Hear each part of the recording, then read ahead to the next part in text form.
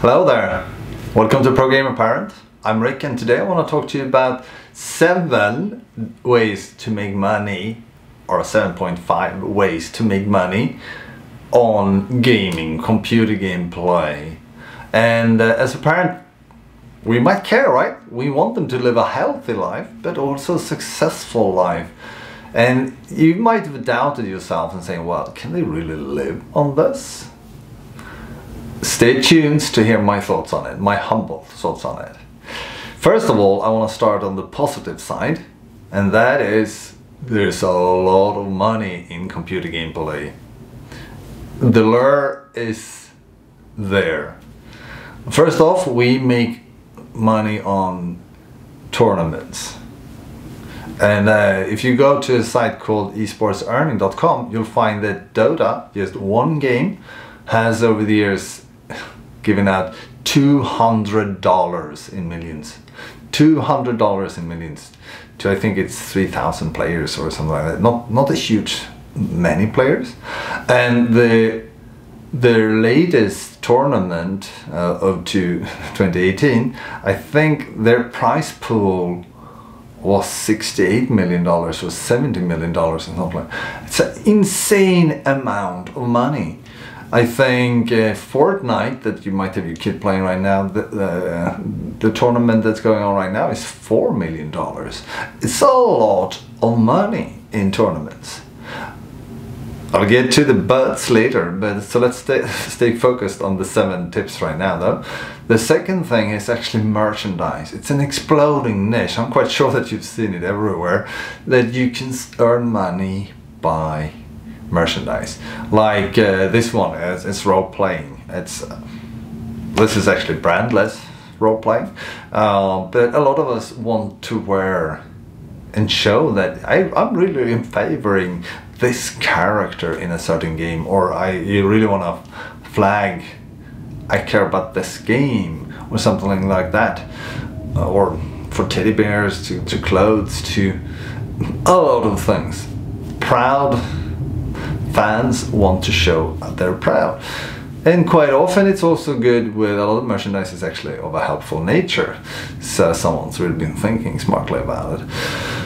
Why do we care about that as a gamer? Well, if we attract a community or a tribe or something like that, merchandising is so easy today. You could just have a link and then have someone else do the job with your merchandising, where you do whatever you do with your game and add your own whatever touch it is to it. Your kid could do this all from their bedroom, having all the logistics handled by someone else. And that's where a lot of money is. And I'm gonna go once again into the details later. The third thing to make a good money on gaming is coaching others to want to play. The long tail of tournaments is extremely big, extremely long. A lot of players want to become better. So coaching, live coaching or remote live coaching is a trend that's really starting to become big, where people help other people perform. Coaches has been everywhere. I coach leaders, NSA coaches is nothing new, but now people will feedback you. Some do this on platforms and some do this live, where platforms meaning you can send in your gameplay, sort of like, you know, golfers have been doing this forever, video shooting what you're playing, then you have someone looking at it, a lot cheaper than if you have a personal trainer present. So nothing new, just adapting to where the money is right now. Other things could be fiction literature, novels based on the universe of a game, based on a character on a game, or a spin-off like a cover on a game. It's also everywhere. A lot of authors is really deep diving in, and fans are loving it. And I grew up loving fantasy and science fiction, so for me I'm quite happy with it too. And you can't imagine how many books are dedicated to a certain universe that came from a game. Board game or computer game, or yeah, you probably know it from movies too. Not all books are written before the movie comes out.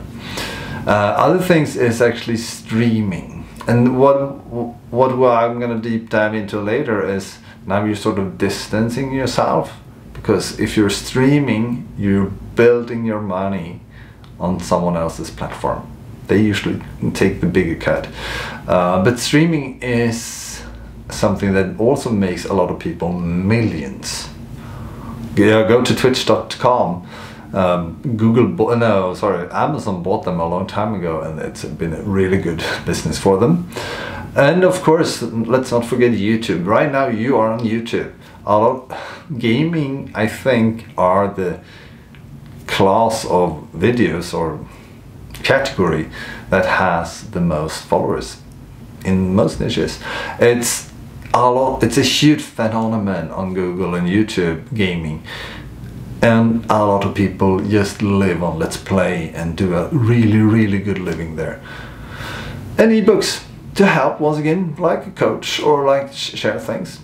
And why am I saying 7.5? Well, don't underestimate everything else your kid learns from playing games. Myself, my success within the data industry is built on understanding games and performance. But that was when things changed faster back then. I grew up with Token Ring and TPX and having even understand the physical cabling. Right now that's matured and we're all using the same cables and the same protocols. I grew up with having to optimize for RAM, so I couldn't afford to buy the computer game machine I wanted on the game I wanted, so I had to learn. I also had to learn how to play a few games I couldn't afford to back in the 80s. So I learned everything that later on turned extremely lucrative for me, my career, and the people I serve. So don't underestimate everything they're learning around. I recently went to DreamHack Jönköping in Sweden, and half the people, I'm probably exaggerating, but a lot of people there were streaming. They were carrying their camera, and I'm quite sure that most of them will learn how to edit, will learn how to upload to a platform, will learn how to do some analytics on that video. The long tail of learning something when you're standing here, this is the position I want to serve you from, is huge. Don't underestimate this 0.5 in this segment too. And this we could talk to them about. If they've been saying out loud, this is my passion, this is my dream, talk to them about these 7.5 tips. What are you learning that you might have great use of in a day job? Because before you succeed in any of these, you need a day job. What are you learning right now that you could turn around and help someone with right now? Coaching someone, you probably need a reason why someone should choose you, but you probably don't need to be the best of the best. Likewise with blogging, you have zero resistance. You could start blogging right now. I had a huge resistance in starting YouTube because I do still have a fear of the camera. So talk to them about that. Could they start to level up? Do some of this. Everything they do on this list will teach them something that they will have use for, independent on what they're doing in the future. So encourage that. And writing fiction, probably, you don't know. Having a vivid imagination, I personally believe, is the new export of any country. So understanding the innovation, understanding how to think new is going to be more important than ever when the hatchet of change starts removing job roles. So encourage it. But also, if we start to talk about the challenges with this tournament, it's a global competition. It's a very rare chance to get that kind of money. You probably need to embrace a different version too. I'm not saying you should give up that goal if that is your goal, but you have, in order to get there sustainable, you probably need to train, and you can do some of the other stuff in between. Merchandising, they're gonna learn to do a web shop, they're gonna learn so many things.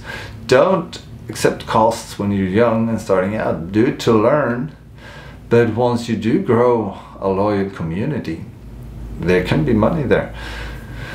Training, coaching, That's also a good way. If you're a streamer, you can share and invite to collaborate and teach and stuff like that. So everything's connected.